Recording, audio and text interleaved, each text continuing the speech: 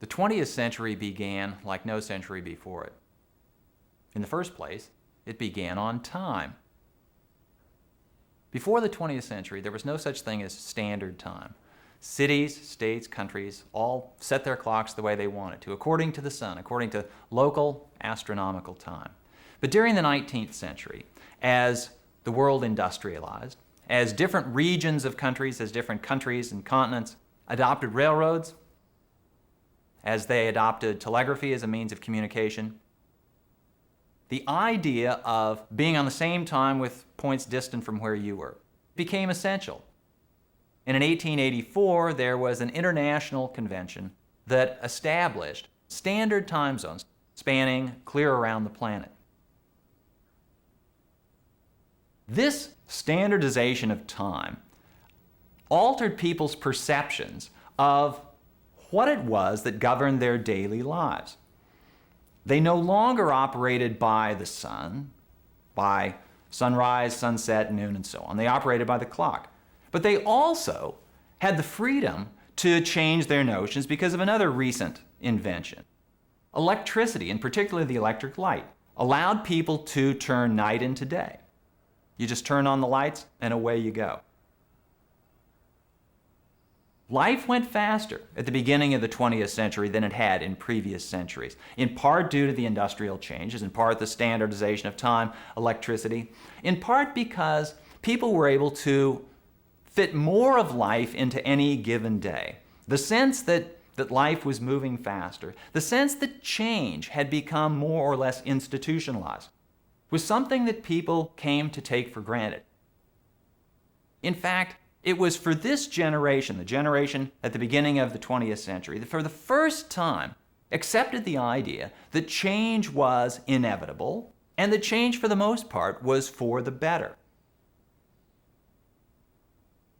In traditional societies, in pre-industrial societies, change had often been looked upon with some skepticism, for the good reason that traditional societies had worked out ways of dealing with the world. And by and large, they had achieved a kind of equilibrium with their surroundings. Change tended to threaten the equilibrium. And so it was something that people looked upon with distrust. During the 18th and 19th, especially, centuries, change came to acquire positive connotations that it hadn't had before. And this for the very good reason that science, industry, technology was accomplishing great changes that had very positive impacts on the daily lives of individuals. For the first time in the industrialized countries like Britain, France, Germany, the United States, the specter of famine, for example, had essentially disappeared because of the mechanization of agriculture, because of the perfection of means of transporting food products from one part of the country to another. No longer did people have to worry about going hungry. Medical science began to discover the sources of various diseases, and along with the sources, some cures. You could expect that if you survived childhood, you could live a fairly long life. The result of all of this was a belief in the idea of progress. Progress is reliable, dependable, persistent change for the better. And this notion of progress, the promise of progress, was something that made people in the early 20th century look forward to the future with a confidence that people had not had during previous times, certainly any previous century. Of all of the countries in the world at the beginning of the 20th century, there was one country that was associated with the idea of progress more than any other, and that was the United States of America. This for a couple of reasons. The first was the fact that the United States was a country, well, that in a certain basic sense didn't have a history.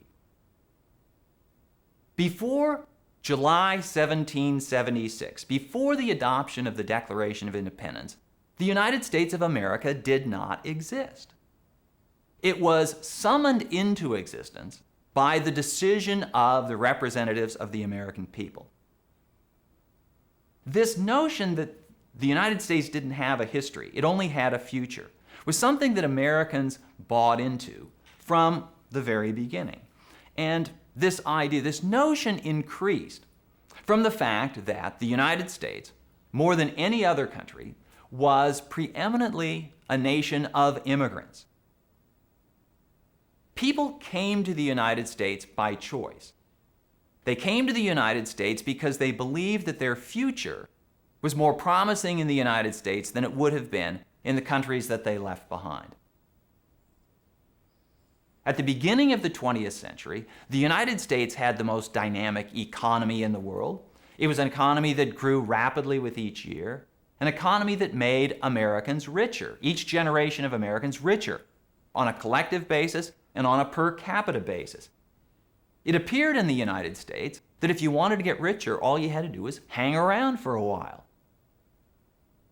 The United States appeared to be the country where progress was most guaranteed, and not surprisingly, it was a country where the idea of progress was most firmly entrenched. And this notion of progress became particularly apparent at the beginning, in fact, right at the beginning of the 20th century. A political movement called progressivism obviously took its name from the idea of progress, and it was based on the idea that whatever problems exist in society, whatever problems America confronted, these problems could be solved by the application of human intelligence and human reason. And this notion of the solving of problems by the application of reason and human intelligence gave rise to this political movement called progressivism. It wasn't the monopoly of either of the major political parties, not simply the Republicans, not simply the Democrats. It was a movement that cut across both political parties, across various classes of society, and it was something that was almost in the air of American society and American politics as the 20th century began. And it just so happened that in that first year of the 20th century, in 1901, a president came into office, a president came to power in the United States who was the embodiment of progressivism, was an embodiment of the idea that the future is going to be better than the past. This particular individual was Theodore Roosevelt. In order to succeed, we need leaders of inspired idealism, leaders to whom are granted great visions, who dream greatly and strive to make their dreams come true, who can kindle the people with the fire from their own burning souls. Roosevelt's political career began in the New York State Assembly, when Roosevelt, at the tender age of about 24, was elected to the New York State Assembly, and he made a reputation for himself as a shaker of the status quo, a person who wouldn't go along with the kind of practices that were customary in the New York State Assembly, where bribes went a long way, where votes were commonly bought and sold. Roosevelt revealed some of the shenanigans and corruption and gained a reputation as this maverick, as a reformer. The present conditions of business cannot be accepted as satisfactory. There are too many who do not prosper enough. And of the few who prosper greatly, there are certainly some whose prosperity does not mean well for the country. And in September 1901, Theodore Roosevelt became President of the United States. Roosevelt was the youngest president in American history, and he brought into the White House an energy that the presidency hadn't seen since Andrew Jackson was president in the 1820s. He also brought in this belief in progressivism, this idea that the future would be better, it could be made better by the application of human intelligence and reason. Not for Roosevelt, the idea that humanity is somehow doomed, is cursed by original sin, or some flaw in the human character, always to live in a sub-satisfactory world. Roosevelt believed that there wasn't a single major problem confronting the American people that couldn't be solved, or at least considerably mitigated, by the intelligent application of his energy and the energy of the American political system? Were great trusts, were big corporations dominating the American economy? Well, many people thought they were when Roosevelt became president. What was Roosevelt's answer? Antitrust prosecutions. He brought lawsuits to break up the biggest trusts in America. Did railroads extort high rates from shippers? Well, plenty of people complained that they did. Roosevelt's answer? Get Congress to pass laws mandating maximum rates for railroads. Were the food and drugs that were increasingly being produced not by the corner butcher or the local pharmacist, but by large packing houses and big corporations, were they unsafe? Plenty of people thought that was so. Roosevelt's answer was the creation of the Food and Drug Administration. In all of these areas, Roosevelt was convinced that American democracy, the American people, applying their intelligence, applying their reason, could effect change for the better. Roosevelt was optimistic enough to believe that American life was simply going to improve, and that if you lived long enough, you would see almost miraculous changes.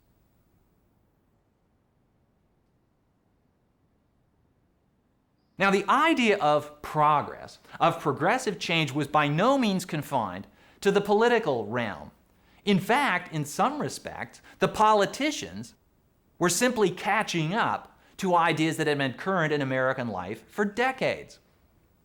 Probably in no other area than science and technology were Americans more convinced of the idea that the future was going to be better than the present. And the star of the American technological scientific realm was Thomas Alva Edison. Edison was an inventor. In fact, he may have been America's first full-time professional inventor. His mother recalled being driven crazy by the fact that Edison, young Edison as a boy, was constantly asking, how does this work? How does that work? How do these things fit together? Edison's first really novel invention, and one that absolutely captured the imagination of the American people by capturing the ear of the American people, was the phonograph. I am the Edison phonograph, created by the great wizard of the New World to delight those who would have melody or be amused. No matter what may be your mood, I am always ready to entertain you. This was a revolutionary idea.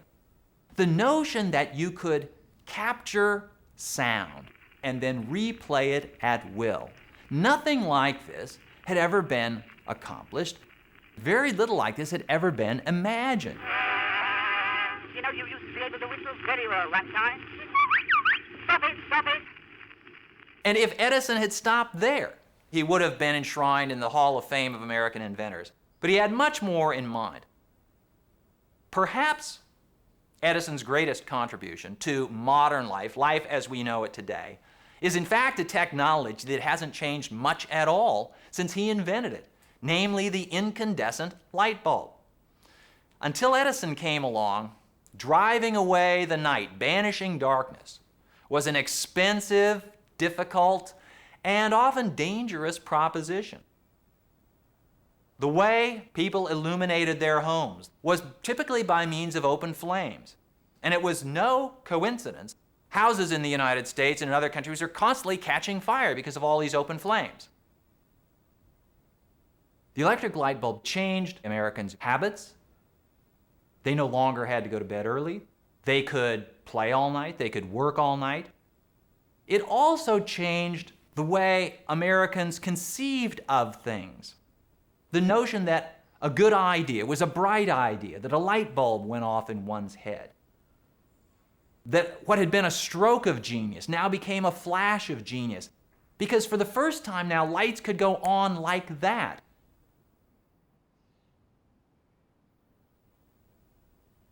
In certain respects, though, Edison's greatest invention wasn't any particular device, but entire approach to invention, to innovation. Edison established what amounted to a factory for invention at Menlo Park, New Jersey, where he gathered the finest scientists and technologists that he could hire, where he brought together all of the resources that they would require, and they could devote themselves to devising a technical solution to any particular problem. This gave rise to motion pictures. It gave rise to improvements in electrical generating equipment. It gave rise to the idea that whatever the limitations were on technology today, those limitations would not be the same next year. They would probably be removed entirely a decade or two in the future. Edison, as much as Theodore Roosevelt, contributed to the idea that the world was simply getting better, that the future was going to be better than the present, that progress was intrinsic, progress was essentially inevitable.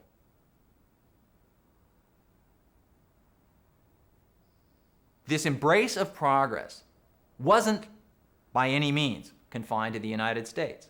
It was common in Western Europe as well. And it wasn't confined to politics, nor to technology. It could be found in the most ethereal realms of theoretical physics, for example.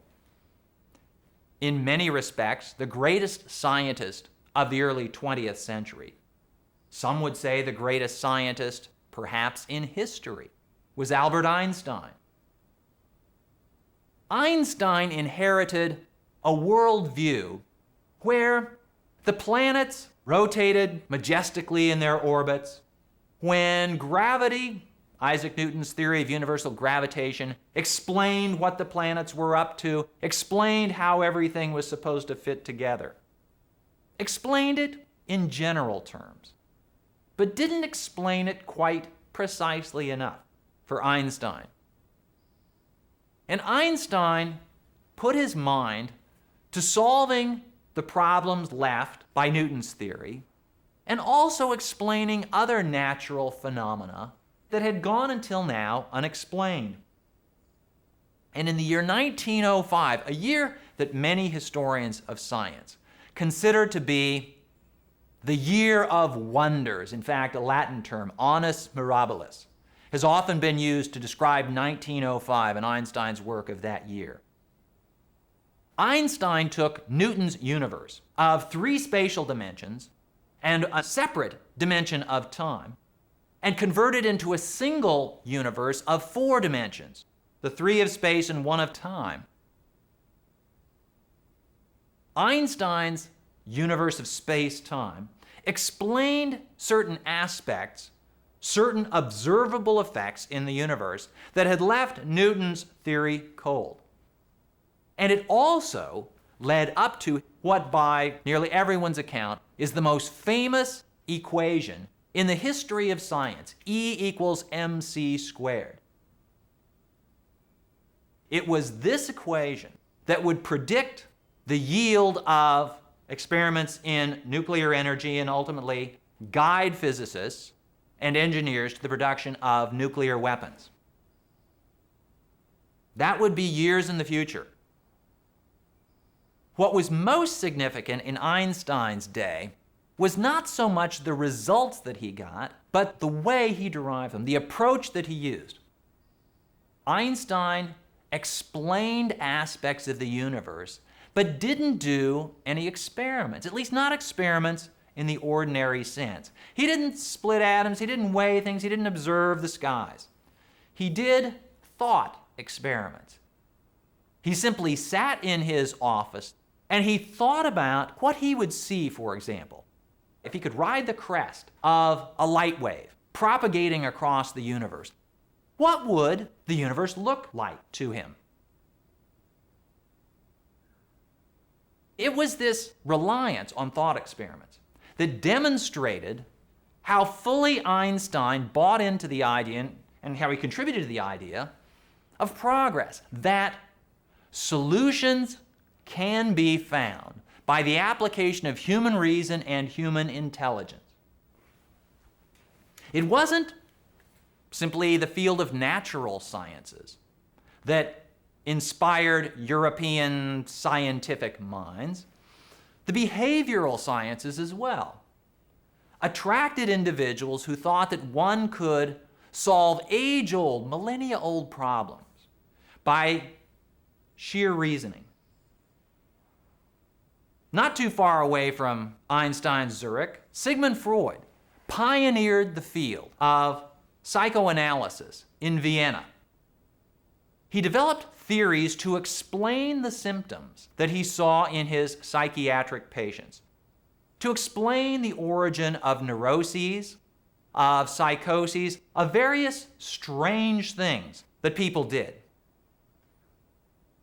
When Freud came along, explanations of such things typically referred to, well, in some cases, astrology, that it was an evil alignment of the stars. Some thought that it had to do with possession by evil spirits. No one had any good explanation for why people acted in the strange, neurotic, psychotic ways they sometimes did. Freud didn't buy into astrology. He didn't buy into possession by spirits. He believed that there was a rational explanation for this sort of thing. And Freud developed a theory of the human unconscious. I discovered some important new facts about the unconscious in psychic life, the role of instinctual urges, and so on.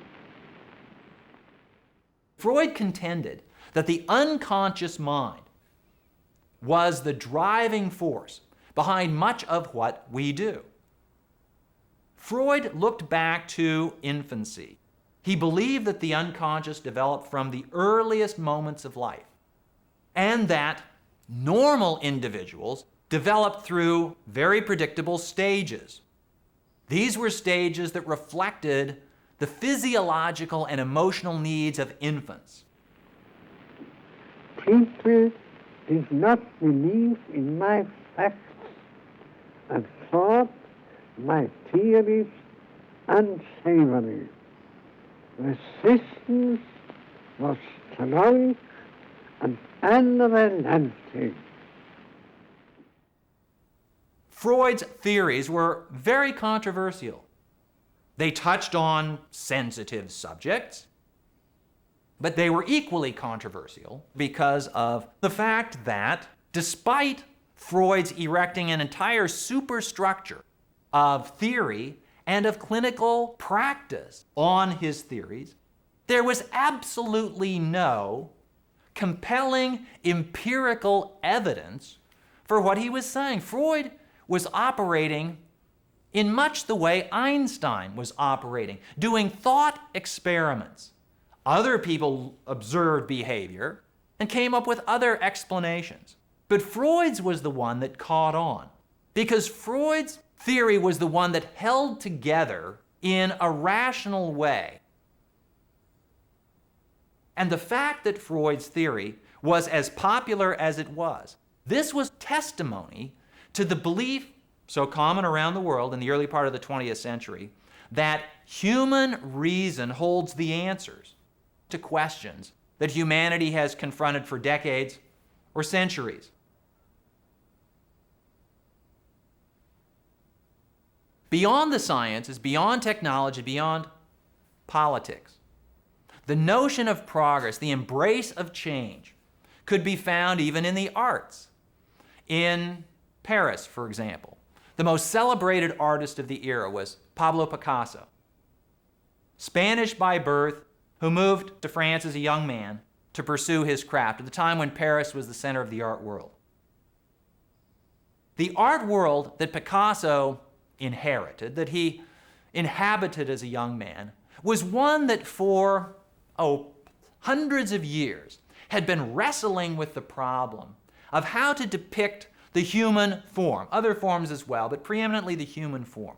How do you take a human being, this individual that you see there before you, and how do you transfer that image, that essence, onto a canvas? since the Renaissance. Artists had been using principles of geometry, of lighting, devising whole theories of how to represent the human face, the human form. Picasso took a new direction. Picasso decided that the essence of humanity didn't lie so much in the exterior form as in something within. And so he and some of his collaborators developed a whole theory of art called Cubism. What Picasso did was to distill the essence of this individual or that individual and to portray that essence on canvas. Picasso had this notion that by applying his reason, his intelligence, and of course his artistic inspiration, he could get art closer to the reality of human existence than it had been before. He was confident that by the development and the pursuit of these new ideas, great progress would be made in the world of art. Now, having said all of this, I wouldn't want to leave the impression that everyone in the world bought into the idea that progress was something that was inevitable, that change was always for the good. Every kind of change, every social development has winners and losers. And those people who found themselves left out naturally complained. Representatives of organized labor, for example, complained that they weren't receiving their fair share of improvement in productivity. Feminists believed that women weren't receiving their due. They were working as hard as men, but they were getting paid very little. They had no political rights to speak of. In most countries, women couldn't vote. And so, at the beginning of the 20th century, in addition to this belief in the idea of progress, there was also concern at the fact that progress wasn't reaching everyone to the same degree and at the same speed. One who combined many of the complaints against the shortcomings of progress was a woman named Annie Besant. Annie Besant became perhaps best known for her agitation on behalf of industrial workers. The Industrial Revolution brought all sorts of advances. The Industrial Revolution was as responsible as anything else for the belief in inevitable progress. But the Industrial Revolution also brought ill effects to certain groups, including, in many cases, industrial workers. And the group of industrial workers that particularly inspired Annie Besant's sympathy were the so-called match girls of London. These were the women and girls who produced matches. Producing the matches was arduous. It was even dangerous. The active ingredient in matches was phosphorus. And phosphorus is toxic in persistent doses. And so people who were around the production of matches often developed an occupational disease called phossy jaw. It resulted from the ingestion, the absorption of phosphorus, and it caused the bones of the jaw and elsewhere gradually to deteriorate. Sometimes it led to brain damage, occasionally to death. And the cause of the match girls became something that Annie Besant decided she needed to take up. She began supporting the formation of a union at the Bryant and May match factory in London. And when the match girls at Bryant and May went out on strike, Annie Besant began waging a campaign on their behalf in the local papers. An article that she wrote, "White Slavery in London" was the title, gained a great deal of attention and a great deal of sympathy for the match girls. The result was, after several bitter, uncertain weeks, the Match Girls Union won most of the demands that they'd been requiring of their employer. Annie Besant demonstrated that if one protested against the failures of progress, then change was possible. And it underscored in a certain way that even those people who protested against the course that progress was taking, bought into the general idea of progress. They didn't simply throw up their hands in fatalistic despair, didn't simply say that, okay, this is something we have to live with, we will achieve our reward in the hereafter. No, problems could be addressed, deficiencies could be challenged, and progress could be made.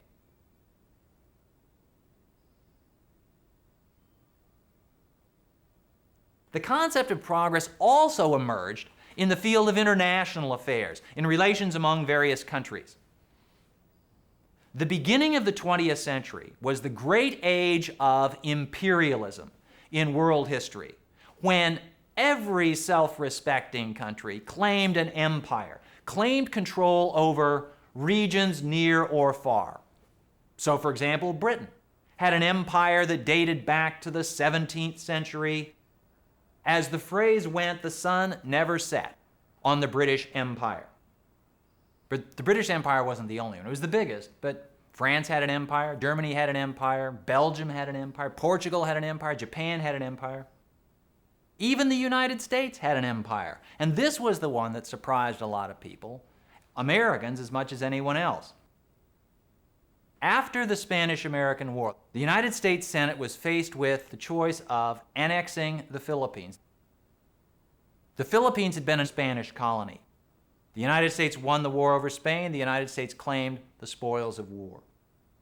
Should the United States take the Philippines as a colony? This was a question that informed American attitudes toward the world at the beginning of the 20th century. The arguments came down on both sides. There were those who said, no, no, no.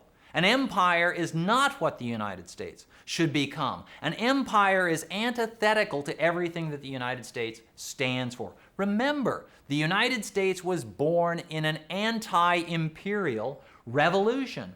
Americans got their independence by breaking away from the British Empire. Far be it from us to impose empire on another country and another people.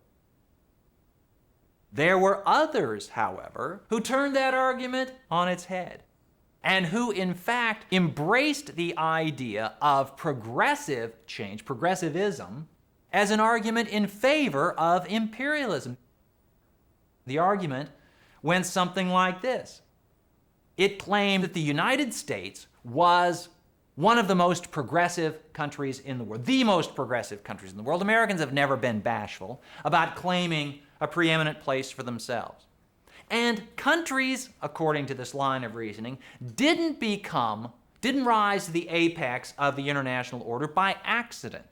They did so because they were peculiarly suited to the circumstances of modern international life. There was an entire theory that explained this. It was based originally on the arguments of Charles Darwin, the English biologist, who proposed the theory of evolution through natural selection. Now, Darwin's theory applied primarily to biological species, animals, plants, and the like. Taking after Darwin, a group that came to be called social Darwinists applied the notions of evolution through natural selection to social life. Particular groups prospered according to the beliefs of the social Darwinists by virtue of their greater adaptiveness to modern conditions. And particular countries succeeded in the world by virtue of the fact that they were better suited to modern circumstances. It was an Englishman who coined the term survival of the fittest. Countries survive because they are fitter than everyone else. Now, on its face, this is a value-neutral statement. You survive because you are fitter. But it doesn't require a great leap of the imagination for individuals to go from there to say they survived not simply because they were fitter, but because they deserved to survive. So the social Darwinists provided a theoretical argument, call it the progressive argument, for imperialism. The British should colonize other countries to raise those other countries to the level of British civilization. The French described this as their mission civilisatrice, their civilizing mission. This was the responsibility of France to humanity. Americans, many, bought into this idea. And they were encouraged to do so by, of all things, the poetry and the stories of another Englishman, Rudyard Kipling, who was something of the poet laureate of imperialism. Kipling had written stories and poems about British imperialism, especially in India, and he wrote a poem just at this time when the United States was pondering what to do about the Philippines. He wrote this poem to Americans, and it was called The White Man's Burden. And in this poem, Kipling says to Americans, "Take up the white man's burden. Send forth the best ye breed. Go bind your sons to exile to serve their captives' need. To wait in heavy harness on fluttered folk and wild, your new-caught sullen peoples, half devil and half child." This was Kipling's advice to Americans. And he cast this advice in a form that let Americans who wanted to take the Philippines as a colony, to create an American empire, to think they were doing a good service, not simply for the United States, but for the Filipinos. What Kipling was saying was, do this not for the good of the United States, but for the good of the Filipinos and for the good of humanity. Well, it wasn't Kipling by himself. He got the assistance of Theodore Roosevelt, another avid imperialist. The American Senate voted in favor of the treaty, annexing the Philippines to the United States, and the United States embarked on a career of formal imperialism. And at the beginning of the 20th century, it looked as though the United States was going to become an empire like those European powers.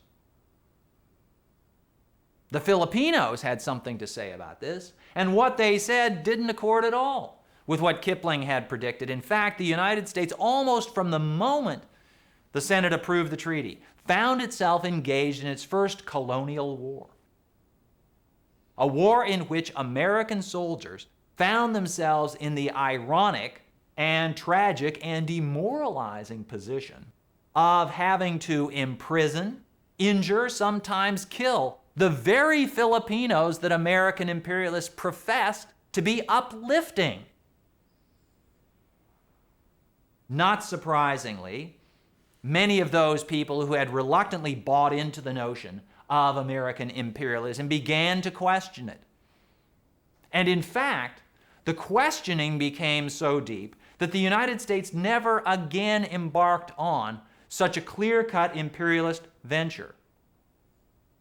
However, despite the setback that American imperialism suffered, progressivism remained as strong as ever in the United States. In 1912, in the presidential election of 1912, the two leading candidates were both avowed progressives. Woodrow Wilson campaigned as a Democrat, but he embraced the progressive idea that the problems faced by American society could be solved by the application of intelligence and reason. Woodrow Wilson became president at the beginning of 1913, indicating that progressivism, the belief in the promise of progress, was as strong in the United States as it had ever been.